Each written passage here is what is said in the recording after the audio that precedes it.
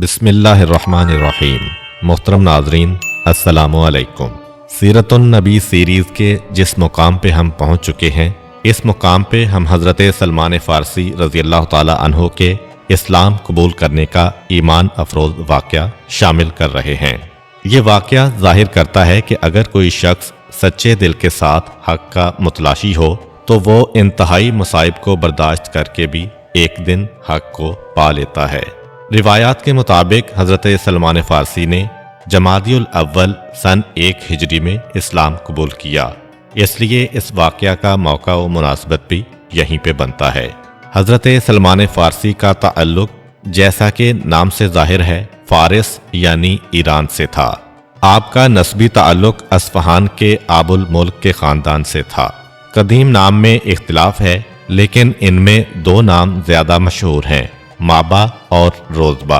اسلام لانے کے بعد آپ کا نام سلمان قرار پایا اور پیغمبر اسلام صلی اللہ علیہ وآلہ وسلم کی طرف سے آپ کو سلمان الخیر کا لقب عنایت ہوا۔ اس کے علاوہ سلمان محمدی، طیب، طاہر، لقمان الحکمہ وغیرہ بھی آپ کے القابات ہیں۔ ابو عبداللہ کنیت ہے۔ سلسلہ نسب یوں ہے: روزبا بن بوزخشان بن مورسلان بن باہپوزان بن فیروز بن سہرک۔ آپ کا تعلق ایران کی اس شاہی نسل سے تھا جس کا مور سے اعلیٰ منوچہر ہے، لیکن حضرت سلمان نے اسے اپنے لیے باعث فخر نہیں سمجھا۔ ایک مرتبہ کسی شخص نے ان سے ان کے نسب کے متعلق سوال کر لیا تو آپ نے جواب دیا کہ میں سلمان ابن اسلام ہوں، میں ایک غلام تھا، مجھے اللہ نے محمد کے ذریعے آزاد کرایا، میں ایک بے حیثیت شخص تھا، اللہ نے مجھے محمد کے ذریعے عزت دی، میں ایک فقیر تھا، اللہ نے مجھے محمد کے ذریعے غنی کر دیا، بس یہ میرا حسب و نسب ہے۔ ابن عبداللہ نے استیاب میں تحریر کیا ہے کہ آپ کی ولادت رام ہرمز کے ایک گاؤں جی میں ہوئی۔ آپ کے والد پیشے کے اعتبار سے ذمہ دار تھے اور خود ہی کاشتکاری کرتے تھے۔ ان کو سلمان سے بے انتہا محبت تھی، اس لیے ان کی پرورش بہت ناز و نعم سے کی۔ بوزخشان چونکہ خود دین مجوس کے پیروکار تھے، اس لیے ہمیشہ اس بات کے لیے کوشاں رہتے تھے کہ سلمان بلوغت سے پہلے اس دین کی مکمل معرفت حاصل کر لیں اور انہی کی طرح اس مذہب کے حلقہ مندوں میں رہیں۔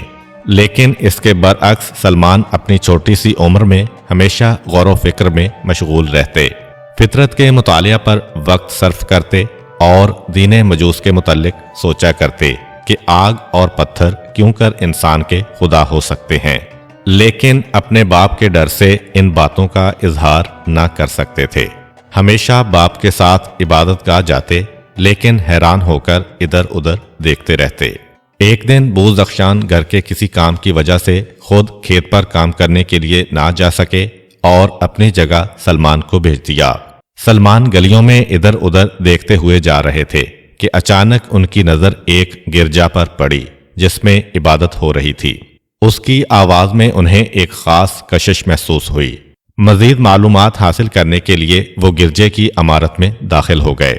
انہوں نے دیکھا کہ چند راہب خدا کی توحید اور حضرت عیسیٰ علیہ السلام کی رسالت کا ورد کر رہے ہیں اور آخر میں کہتے ہیں، اشہد ان محمد حبیب اللہ، میں گواہی دیتا ہوں کہ محمد اللہ کے حبیب ہیں۔ اس نظارے نے ان کے دل پر ایک خاص اثر کیا اور یہ طریقہ عبادت اس قدر پسند آیا کہ ماں باپ اور گھر بار کا خیال چھوڑ کر اسی میں محو ہو گئے۔ عیسائیوں کے قریب گئے اور پوچھا کہ کیا آپ میری باتوں کا جواب دیں گے؟ جب انہوں نے آمادگی ظاہر کی تو پوچھا کہ عیسیٰ بن مریم کون ہیں؟ جواب ملا کہ اللہ کے رسول ہیں جو ہماری نظروں سے اوجل ہیں۔ پھر پوچھا کہ محمد کون ہیں؟ انہوں نے جواب دیا کہ یہ وہ رسول ہیں جن کا ذکر آسمانی کتابوں میں ہے، اللہ اسی رسول پر اپنی رسالت کو ختم کرے گا۔ سلمان ان باتوں سے اتنا متاثر ہوئے کہ متواتر 3 روز تک اسی گرجا میں مقیم رہے اور دین عیسوی کے متعلق معلومات حاصل کرتے رہے۔ بوزخشان 3 دن سے سلمان کی تلاش میں ادھر ادھر بھٹک رہے تھے کہ اچانک سلمان پر نظر پڑی جو سر جھکائے دیواروں کے سائے میں چلے جا رہے تھے۔ باپ نے لپک کر ان کو پکڑا اور گلے لگا کر پوچھا کہ اب تک کہاں رہے؟ جواب دیا، کچھ لوگ گرجے میں عبادت کر رہے تھے، مجھے ان کی عبادت پسند آئی، اس لیے میں انہی کے پاس ٹھہر گیا تھا۔ باپ کی دوربین نگاہوں نے اس جواب سے تبدیلی مذہب کا اندیشہ صاف طور پر دیکھ لیا۔ غصے میں آ کر سلمان کے ایک تمانچہ مارا اور غلاموں کو حکم دیا کہ انہیں ایک تاریک کوٹھڑی میں قید کر دو۔ انہیں بیڑیاں پہنا کر قید کر دیا گیا۔ کئی دن مسلسل اسی طرح گزرتے رہے، مگر ان کے دل میں تلاش حق کا جذبہ مضبوط ہوتا گیا۔ بوزخشان اور ان کے دوستوں کا خیال یہ تھا کہ اگر لڑکے پر سختی کی گئی تو جلد ہی اپنے اس نئے عقیدے سے دستبردار ہو جائے گا۔ اس لیے سلمان پر روز بروز اذیتوں کا اضافہ کیا جانے لگا، لیکن جتنا زیادہ انہیں آزار پہنچایا گیا اتنا ہی وہ اپنے عقیدے میں سخت ہوتے گئے، اور اس سے رد عمل کے طور پر ان کے باپ کا رویہ اور خراب ہوتا گیا، یہاں تک کہ انہیں خود بوزخشان کے ہاتھوں تازیانے کی سزا بھی برداشت کرنا پڑتی تھی۔ وقت گزرتا رہا اور سلمان قید خانے کی تاریکیوں کے عادی ہوتے گئے۔ ایک دن جناب سلمان نے اپنی تکلیفوں اور پریشانیوں سے عاجز آ کر آدھی رات کے وقت خدا سے دعا کی اور روتے ہوئے کہا کہ خداوندہ، میرے دل کو شرک و بت پرستی کی قدورتوں سے پاک کر دے، اور تجھے تیرے حبیب کا واسطہ دیتا ہوں کہ مجھے اس قید سے رہا کر کے اپنے حبیب تک پہنچا دے۔ دکھے ہوئے دل سے نکلی ہوئی دعا مستجاب ہوئی۔ اسی وقت انہوں نے ایک آواز سنی کہ روزبہ اٹھو اور قید خانے سے نکل جاؤ۔ وہ اٹھے تو دیکھا کہ قید خانے کا دروازہ کھلا ہوا ہے۔ وہ قید خانے سے باہر آ گئے۔ کچھ دور چلنے کے بعد انہیں گرجا کی عمارت کے آثار نظر آئے اور قدم بے اختیار اسی طرف اٹھنے لگے۔ جب گرجا کے دروازے کے قریب پہنچے تو وہی جملے ان کی زبان پر تھے جو راہبوں سے پہلی مرتبہ سنے تھے۔ ایک بوڑھا راہب باہر نکل کر آیا اور پوچھا کہ کیا تم ہی روزبہ ہو؟ جواب دیا کہ ہاں۔ اس نے کہا اندر چلے آؤ، میں تمہارے ہی انتظار میں تھا۔ اگرچہ سلمان پہلے ہی سے دین مجوس سے نفرت کرتے تھے اور راہبوں سے ملاقات کے بعد عیسائیت کا میلان شدت اختیار کر گیا تھا، لیکن اب وہ حقیقی طور پر عیسائیت کی پناہ میں آ گئے۔ دن رات اپنے روحانی سرپرست کی خدمت میں لگے رہتے اور اس سے زہد و تقوی کا عملی درس حاصل کرتے۔ اسی صورت سے کئی سال گزر گئے۔ ایک دن جب اس بوڑھے راہب نے یہ محسوس کر لیا کہ اس کی زندگی کے دن پورے ہو چکے ہیں تو سلمان کو پاس بلا کر کہا کہ دیکھو، انسان کو موت سے پناہ نہیں، اب میرا آخری وقت آ پہنچا ہے۔ سلمان نے کہا کہ میں نے ایک طویل عرصے تک آپ کی سرپرستی میں زندگی بسر کی ہے، اب آپ کا آخری وقت ہے، اس لیے آئندہ کے لیے مجھے کوئی لاہے عمل بتا دیجئے۔ اس نے کہا یہاں پر تو اب میری طرح کا کوئی سچا عیسائی نظر نہیں آتا، اس لیے تم انطاکیہ چلے جاؤ، وہاں ایک بوڑھے راہب کو تلاش کرو جو شہر سے باہر رہتا ہے، جب اس سے ملاقات ہو تو اسے میری طرف سے سلام پہنچانا اور یہ لوح دے دینا اور اس کی خدمت میں مشغول ہو جانا، اور دیکھو وہ راہب تمہیں جو بھی حکم دے اس کو بجا لانا۔ راہب اپنے فرض کو انجام دے کر انتقال کر گیا۔ سلمان نے بجھے ہوئے دل سے اس کے دفن سے فراغت پائی اور انطاکیہ کی طرف روانہ ہو گئے۔ سلمان لوح کو لیے ہوئے انطاکیہ پہنچے۔ جب شہر سے قریب ہوئے تو شہر کے باہر ہی ایک دیر نظر آیا۔ دیر عیسائیوں کے کلیسا یا گرجا گھر کو کہتے ہیں۔ انہوں نے دیکھا کہ دروازے پر ایک بوڑھا راہب بیٹھا ہوا چاروں طرف دیکھ رہا ہے۔ سلمان بلند آواز سے اشہد اللہ الہ الا اللہ وان عیسیٰ روح اللہ وان محمد حبیب اللہ کہتے ہوئے راہب کے قریب پہنچے۔ اس نے پوچھا تم کون ہو؟ قریب آ جاؤ۔ سلمان قریب گئے اور لوح راہب کے سپرد کر دی۔ لوح کو دیکھتے ہی اس نے کہا کہ کیا تم روزبہ ہو؟ انہوں نے ہاں میں جواب دیا۔ راہب نے انہیں اپنے پاس ٹھہرا لیا۔ وہ ایک عبادت گزار اور تارک الدنیا شخص تھا، دن رات عبادت الہی میں مشغول رہتا تھا، اس لیے سلمان پہلے راہب کی طرح اس سے بھی بے انتہا محبت کرنے لگے اور خدمت کے ساتھ ساتھ اس سے علمی اور عملی استفادہ کرتے رہتے تھے۔ سلمان متواتر 2 سال تک اس کی خدمت گزاری میں مشغول رہے، یہاں تک کہ اس راہب کی موت کا بھی وقت آ پہنچا۔ انہوں نے سوال کیا کہ میں اب آپ کے بعد کس کی طرف رجوع کروں؟ راہب نے جواب دیا کہ سچا عیسائی یہاں تو نظر نہیں آتا، تم اسکندریہ کے راہب کے پاس چلے جاؤ اور یہ لوح اس کے سپرد کر کے اس کی خدمت میں مشغول ہو جاؤ۔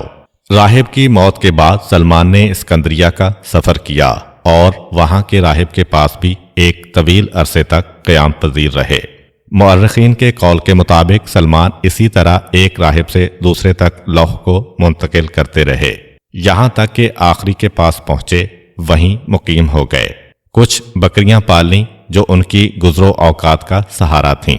کچھ ہی عرصہ اس کی فیض صحبت سے مستفید ہوئے تھے کہ اس کا وقت بھی آخر ہوا۔ سلمان نے اسے اپنی ساری سرگزشت سنائی اور کہا کہ اب آپ کی خدمت میں پہنچا تو آپ کا بھی وقت آخر ہے، اس لیے آئندہ کے لیے میرا کوئی بندوبست کرتے جائیے۔ راہب نے کہا کہ میری نظروں میں اب کوئی ایسا شخص نہیں جس کے پاس تمہیں جانے کا مشورہ دوں، البتہ محمد بن عبداللہ بن عبد المطلب کے ظہور کا زمانہ قریب ہے صلی اللہ علیہ وآلہ وسلم۔ وہ ریگستان میں ظہور کریں گے اور کھجوروں والی زمین پر ہجرت کریں گے۔ یہ وہ نبی ہیں جن کے آنے کی بشارت بنی اسرائیل کے انبیاء نے دی ہے اور ان کا ذکر کتابوں میں موجود ہے۔ ان کی علامتیں یہ ہیں کہ جو ہدیہ کو قبول کریں گے اور صدقے کو رد کر دیں گے، ان کے دونوں شانوں کے درمیان مہر نبوت ہوگی۔ تم ان کی خدمت میں حاضر ہو کر یہ لوح انہیں پیش کر دینا۔ سلمان اس رسول کی ملاقات کے شوق میں نکل کھڑے ہوئے، شہروں اور بیابانوں کی خاک چھانتے رہے، یہاں تک کہ فقر و فاقے نے پریشان کر دیا۔ آخر ایک ایسی منزل پر پہنچے جہاں کچھ لوگوں سے ملاقات ہوئی۔ حضرت سلمان نے ان سے کہا کہ جو شخص بھی میرے اخراجات کو برداشت کرنے پر تیار ہو، میں اس کا غلام ہو جاؤں گا۔ مدینے کا ایک معزز ذمہ دار اس بات پر تیار ہو گیا اور اس نے کہا کہ میں تمہیں اس شرط پر مدینے لے جاؤں گا کہ تم وہاں بھی میرے غلام رہو گے اور میری خدمت کرو گے۔ سلمان شوق رسول میں اتنے بےتاب تھے کہ اس شرط پر آمادہ ہو کر اس کے ساتھ ہو گئے۔ سفر کے درمیان جب ان لوگوں کو سلمان کے عقیدے اور مقصد سفر کا علم ہوا تو انہوں نے نہ صرف مذاق اڑایا بلکہ انہیں طرح طرح کی ایذائیں بھی پہنچائیں، لیکن حضرت سلمان نے اپنے مقصد کے سامنے ان اذیتوں کو ہیچ جانا اور ان لوگوں کے ساتھ مشغول سفر رہے۔ آخر کار سلمان مدینے پہنچ گئے، لیکن انہیں اپنے آقا کی خدمت سے اتنا وقت نہ ملتا تھا کہ وہ خود اس رسول کا پتہ چلاتے۔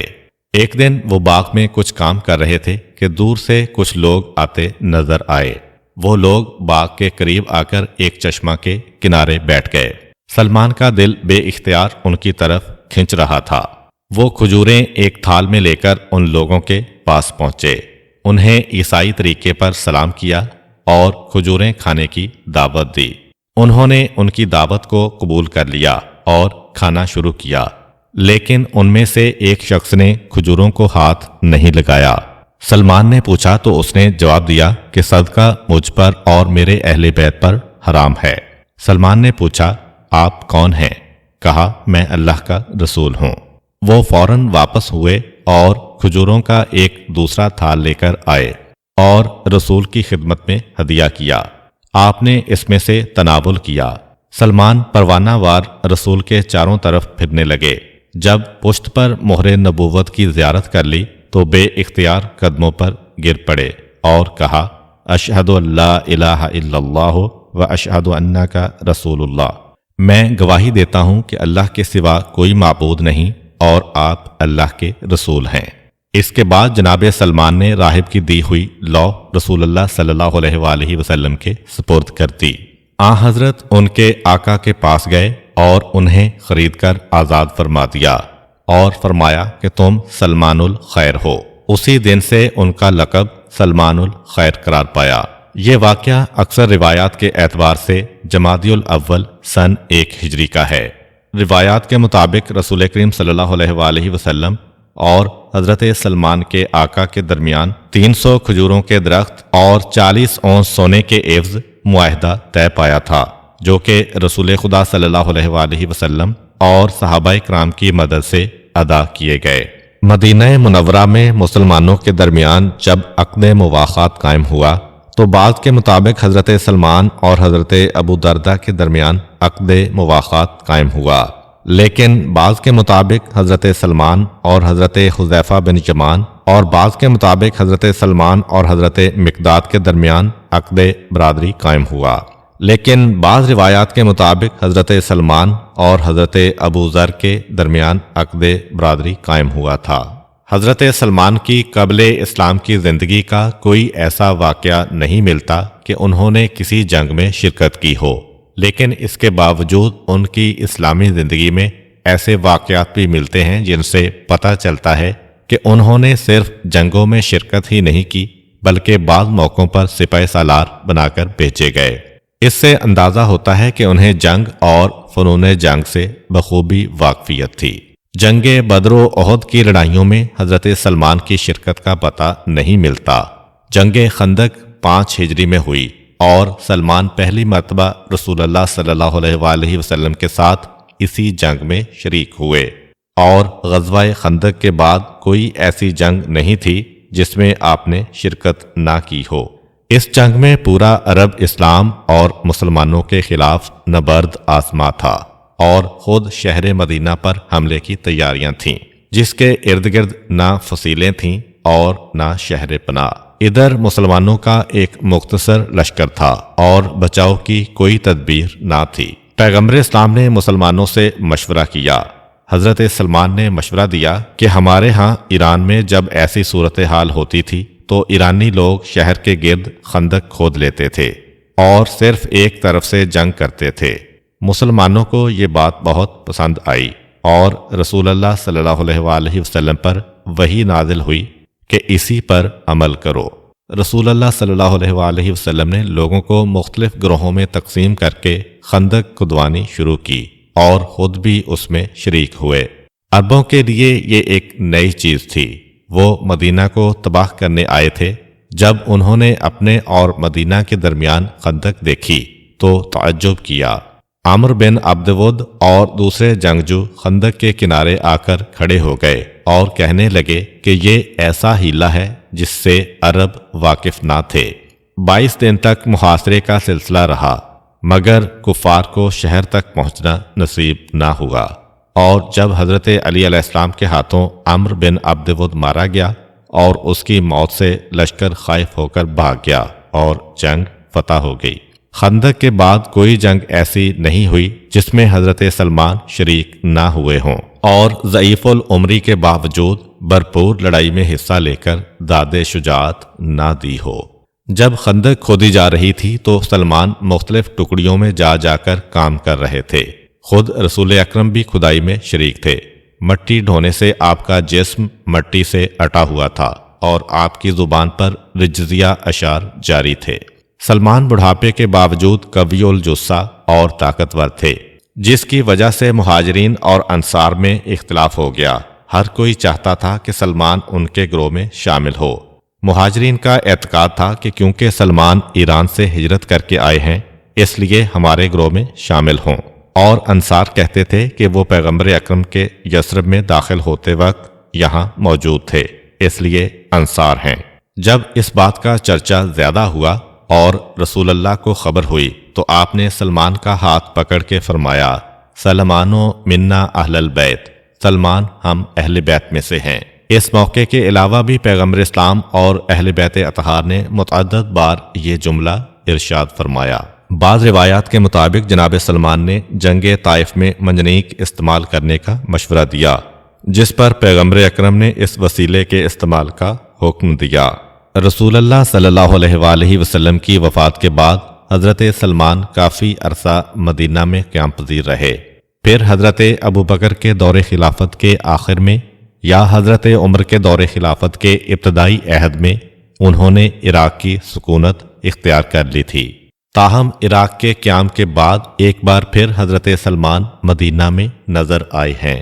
اس سے اندازہ ہوتا ہے کہ وہ مدینہ پیغمبر اسلام صلی اللہ علیہ وآلہ وسلم اور اپنے پرانے دوستوں کو چھوڑ کر اس اجنبی دیس میں اپنے لیے کوئی کشش پیدا نہ کر سکے اور واپس مدینہ آ گئے۔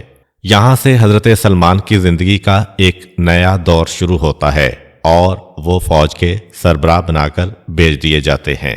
مادی اعتبار سے ایک فوج کے قائد ہونے کے باوجود ان کی سادہ زندگی میں کوئی فرق نہیں آیا، اپنے اسی سادہ رہن سہن پر باقی رہے جو ابتدائی ادوار میں ان کا ترہ امتیاز تھا۔ تاریخ کی کتابوں میں اس کی کچھ جھلکیاں ملتی ہیں۔ ایک مرتبہ فوج میں ایک دستہ کی سرداری ان کے سپرد ہوئی۔ زمانے کے دستور کے مطابق دستوں کے سردار اپنی وضع قطع میں عام سپاہیوں سے نمایاں فرق رکھتے تھے، لیکن حضرت سلمان کی وضع ایک معمولی سپاہی کی طرح بھی نہ تھی۔ جب فوجی جوانوں نے انہیں دیکھا تو ان پر تعجب کیا اور آپس میں تعجب سے ایک دوسرے سے کہا کہ یہی امیر ہیں۔ ابن عساکر نے اپنی تاریخ میں تحریر کیا ہے کہ جب سلمان فاتح کی حیثیت سے مدائن کے پل سے گزرے تو ان کے ساتھ بنی کندہ کا ایک شخص تھا۔ وہ ایک بے زین کے گدھے پر سوار تھے۔ چونکہ فوج کے سردار تھے اس لیے لوگوں نے ان سے کہا کہ پرچم ہمیں دے دیجیے۔ جواب دیا کہ میں پرچم اٹھانے کا زیادہ حقدار ہوں۔ اسی طرح آگے بڑھ گئے، جنگیں کیں، اور جب واپس مدائن سے کوفہ جانے لگے تو اس وقت بھی دیکھنے والوں نے دیکھا کہ اسی بلا زین کے خچر پر سوار ہیں، پرچم ہاتھ میں ہے اور بنو کندہ کا وہ شخص ان کے ساتھ ساتھ ہے۔ حضرت سلمان فارسی رضی اللہ تعالی عنہ کو حضرت عمر رضی اللہ عنہ کے زمانہ خلافت میں مدائن کا گورنر مقرر کیا گیا۔ ایک گورنر کو جس شان و شوکت سے جانا چاہیے اس کے برعکس حضرت سلمان ایک عصا، ایک تلوار، ایک قرآن اور ایک لوٹا لے کر مدائن پہنچے۔ لوگ استقبال کے لیے جمع ہوئے۔ حضرت سلمان اپنی سادہ وضع کی وجہ سے پہچانے نہ جا سکے اور مجمع کو حاکم شہر کے انتظار میں چھوڑ کر خود مسجد میں آ کر بیٹھ گئے۔ لوگوں نے عرض کی کہ دارالامارہ میں تشریف لے چلیں، تو کہا کہ بازار میں ایک دکان کرایہ پر لے لو، میں اس میں اپنا دفتر قائم کروں گا اور لوگوں کے معاملات کا فیصلہ کروں گا۔ زمانہ گورنری کے دوران ہی ایک دن جناب سلمان فارسی مدائن کے بازار میں جا رہے تھے کہ ایک ناواقف شخص نے آپ کو مزدور سمجھ کر اپنا سامان اٹھانے کے لیے کہا۔ آپ چپ چاپ سامان اٹھا کر اس کے پیچھے چلنے لگے۔ لوگوں نے دیکھا تو کہا، اے صحابی رسول، آپ نے یہ بوجھ کیوں اٹھا رکھا ہے؟ لائیے ہم اسے اٹھا لیتے ہیں۔ سامان کا مالک ہکا بکا رہ گیا، پھر نہایت شرمسار ہو کر آپ سے معافی مانگی اور سامان اتروانا چاہا، لیکن آپ نے فرمایا، میں نے تمہارا سامان اٹھانے کی نیت کی تھی، اب اسے تمہارے گھر تک پہنچا کر ہی دم لوں گا۔ سید نعمت اللہ جزائری مقالات میں لکھتے ہیں کہ ایک مرتبہ دریائے دجلہ میں سیلاب آ گیا، جس سے شہر کے اکثر مکانات میں پانی بھر گیا۔ لوگ اپنے اپنے سامان کو بچانے لگے تو کچھ جانیں بھی تلف ہو گئیں۔ جب پانی حضرت سلمان کی دکان تک پہنچا تو انہوں نے بھیڑ کی کھال جسے بستر کے طور پر استعمال کرتے تھے اسے ساتھ لیا، عصا اور کلم و دوات کو اٹھایا اور ایک پہاڑی پر پہنچ گئے اور لوگوں کو مخاطب کر کے کہا کہ دیکھو، جس کا مال و اسباب دنیا میں کم ہوگا وہ قیامت کے دن نجات پا جائے گا۔ اسی شان فقر و استغفار کے ساتھ حضرت سلمان نے برسہ برس تک مدائن پر حکومت کی۔ وہ حضرت عمر کے دور خلافت سے لے کر حضرت علی کی خلافت کے ابتدائی دور تک وہاں کے گورنر رہے، لیکن اس پورے عرصے میں اپنے لیے کوئی رقم جمع نہیں کی۔ مؤرخین کے قول کے مطابق بیت المال سے 5000 درہم ان کا وظیفہ معین تھا، لیکن وہ یہ ساری رقم ہر ماہ شہر کے فقراء و مساکین میں تقسیم کر دیتے تھے اور اپنی گزر اوقات کے لیے ٹوکریاں بناتے اور انہیں فروخت کر کے اپنی گزر بسر کیا کرتے تھے۔ امام جعفر صادق علیہ السلام سے منقول ہے کہ ایک دن رسول اکرم صلی اللہ علیہ وآلہ وسلم نے اپنے اصحاب سے فرمایا کہ تم میں سے کون ایسا ہے جو پورے سال روزہ رکھتا ہے، ساری رات عبادت الہی میں بسر کرتا ہے اور ہر روز ایک قرآن ختم کرتا ہے؟ جناب سلمان فارسی نے عرض کی کہ یا رسول اللہ، میں ایسا کرتا ہوں۔ صحابہ میں سے ایک بزرگ اٹھ کے کھڑے ہو گئے اور غضبناک ہو کے کہا کہ ایک اجمی شخص ہم قریشیوں پر اپنی بڑائی جتانا چاہتا ہے، حالانکہ میں نے خود دیکھا ہے کہ وہ اکثر دنوں میں روزہ نہیں رکھتا اکثر راتوں میں سوتا ہے اور اکثر اوقات خاموش رہتا ہے۔ پیغمبر اسلام نے ارشاد فرمایا کہ سلمان لقمان کی مانند ہے، تم اس سے پوچھو تاکہ تمہیں اصلی بات معلوم ہو سکے۔ جب ان سے سوال ہوا تو انہوں نے جواب دیا کہ میں ہر ماہ 3 دن روزہ رکھتا ہوں، اور قرآن میں ارشاد ہوا ہے کہ جو ایک نیکی کرتا ہے اسے اس کا 10 گنا ملتا ہے۔ اس اعتبار سے میرا پورے سال کا روزہ ہو جاتا ہے۔ اس کے علاوہ میں شعبان میں بھی روزہ رکھتا ہوں اور اسے رمضان سے متصل کر دیتا ہوں، اور میں ہر شب باوضو سوتا ہوں، اس لیے کہ رسول اللہ صلی اللہ علیہ وآلہ وسلم نے فرمایا تھا کہ جو شخص رات کو باوضو سوتا ہے گویا اس کی ساری رات عبادت میں بسر ہوتی ہے۔ اور میں ہر روز 3 مرتبہ سورہ قل هو اللہ کی تلاوت کرتا ہوں، اس لیے کہ رسول اللہ نے فرمایا جو شخص 1 مرتبہ سورہ توحید پڑھے گا گویا اس نے قرآن کے 1/3 حصہ کی تلاوت کی، اور جو 3 مرتبہ پڑھے گا گویا اس نے پورا قرآن ختم کیا۔ کسی تاریخ میں نہیں ملتا کہ انہوں نے کبھی اپنے لیے گھر بنایا ہو، جہاں بھی جگہ مل جاتی رات بسر کر لیتے تھے۔ ایک شخص نے انہیں گھر بنا کر دینا چاہا تو انکار کر دیا اور کہا کہ مجھے ضرورت نہیں۔ اس کا اصرار بڑھتا رہا اور یہ مسلسل انکار کرتے رہے۔ آخر میں یہ طے ہوا کہ گھر ان کی مرضی کے مطابق بنے گا۔ پوچھا وہ کیسا ہوگا؟ اس شخص نے جواب دیا ایسا گھر کے کھڑے ہونے کی صورت میں سر چھت سے لگے اور لیٹنے کی صورت میں پاؤں دیوار سے مل جائیں گے۔ کہا اس میں کوئی حرج نہیں۔ اس نے ان کے لیے ایک جھونپڑی تیار کر دی۔ حضرت عثمان رضی اللہ عنہ کے عہد خلافت میں ایک مرتبہ آپ بیمار پڑ گئے۔ سعد ابن ابی وقاص ان کی عیادت کے لیے گئے۔ حال پوچھا تو سلمان رونے لگے۔